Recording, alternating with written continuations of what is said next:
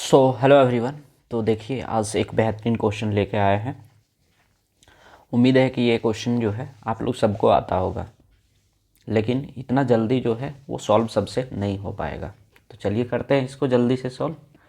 दिया ये tower is broken at a point P above the ground. The top of the tower make an angle 60 degree with the ground eight Q from another point R on the opposite side of Q. Angle of elevation of point P is 30 degree. If QR equal to 180 meter, then what is the total height of the tower is what? तो देखिए कहने का मतलब क्या है, बोल रहा है एक टावर है, ठीक है। यहाँ पे हम फिगर ड्रॉ करते हैं। ये एक टावर है, बोल रहा है ये टूट जाता है बीच से, कहीं भी मान लेते हैं यहाँ से तोड़ देते हैं। तो यहाँ से अगर तोड़ते हैं तो यहाँ पे हम फिगर ड्रॉ करते हैं, ठीक है। ये टूट करके जो बोल रहा है कि यहाँ पे जो है ग्राउंड पे एक पॉइंट, ये पॉइंट P है, यहाँ पे टूटता है ये और ये Q पे जाके मिल जाता है, जो कि 60 डिग्री का एंगल बनाता है।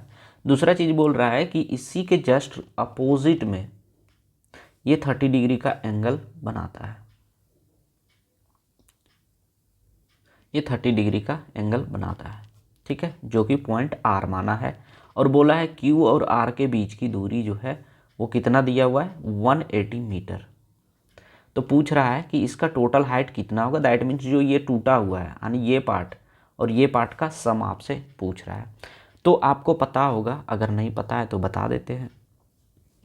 क्या होता है कि अगर यदि इस तरह का आपको 60 डिग्री 30 डिग्री का जब रहता है एंगल और इस तरह का अगर फिगर ड्रॉ होता है तो इसका रेशियो जो है 3:1 के रेशियो में बांट दिया जाता है। बोलो कैसे? तो चलिए बताते हैं, वो भी डायरेक्ट नहीं बताएंगे, एक बार सीख जाएंगे तो आप लोग भी तुरंत कर लेंगे, है ना। तो देखिए 60 डिग्री के सामने कितना एंगल बनेगा, यहाँ √3। यहाँ कितना होता है 30 डिग्री, 30 डिग्री के सामने कितना है, ये 1 है। 30 डिग्री का रेशियो क्या होता है, 1 होता है। अब 30 डिग्री का रेशियो 1 होता है और यहाँ पे 30 डिग्री का रेशियो कितना होना चाहिए था, 1, लेकिन कितना है 3। तो 1 का वैल्यू अगर √3 है और यहाँ पे कितना होना चाहिए, √3। तो यहाँ पे ये 60 डिग्री यहाँ बन जाएगा ना। अगर ये यहाँ 60 है तो इधर का एंगल में 30 हुआ, क्योंकि यहाँ 90 डिग्री बन रहा है आपका, यहाँ 30 डिग्री तो यहाँ 60, तो 60 के सामने √3। लेकिन होता क्या है कि यहाँ पे जो है आपका 30 डिग्री के सामने √3 दिया है, यानी 1 का वैल्यू √3 अगर दिया है तो √3 का वैल्यू क्या हो जाएगा, √3 इंटू √3 यानी 3 हो जाएगा। इसीलिए जो है ये रेशियो 3:1 में होता है। यहाँ तक आप लोग को क्लियर हो गया होगा।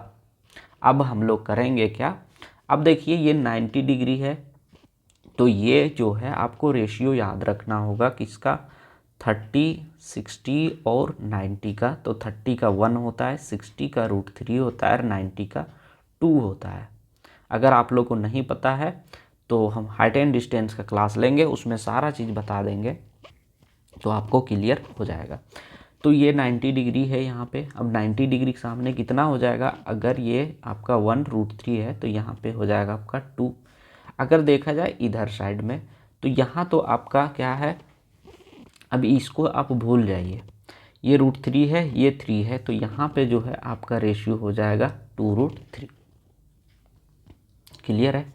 अगर इतना ये चीज़ हो चुका है, अब हम लोग को सॉल्व करना है। अब लेंथ हमको कौन कौन सा जोड़ना है, ये वाला का लेंथ और ये वाला लेंथ, तब टोटल हाइट ऑफ द मीनार जो है मिल जाएगा मुझे। तो यहाँ से क्या करेंगे, देखिए ये रेशियो 3:1 है, यानी 4 का रेशियो कितना है, 180। तो यहाँ से 1 का वैल्यू कितना आ जाएगा, ये हो गया आपका 45। अगर ये 45 आ गया तो आपको √3 का वैल्यू चाहिए, तो √3 का वैल्यू कितना हो जाएगा, 45 √3, एक वैल्यू आ गया। और यहाँ पे इसका वैल्यू चाहिए तो क्या हो जाएगा, ये 2 का वैल्यू जो है 45 इंटू 2 यानी 90 हो जाएगा। अब देखिए दोनों वैल्यू आ चुका है। अब हम इसको क्या करेंगे, ऐड कर देंगे, ठीक है। तो ऐड करेंगे तो कैसे, तो 45 √3 प्लस 45, यहाँ पे 90 था ना, ये 90, इसको जोड़ के आंसर लिख सकते हैं, लेकिन ऐसा आंसर नहीं दिया है। तो 45 इसमें कॉमन आ जाएगा और √3, ये 90 का कॉमन क्या ले सकते हैं, 45 लिए तो यहाँ पे 2 हो जाएगा। दैट मीन्स ऑप्शन नंबर 4 जो है इसका राइट आंसर हो जाएगा। तो देखें कितना आसानी से ये क्वेश्चन आपका बन गया। तो चलिए ठीक है, थैंक यू।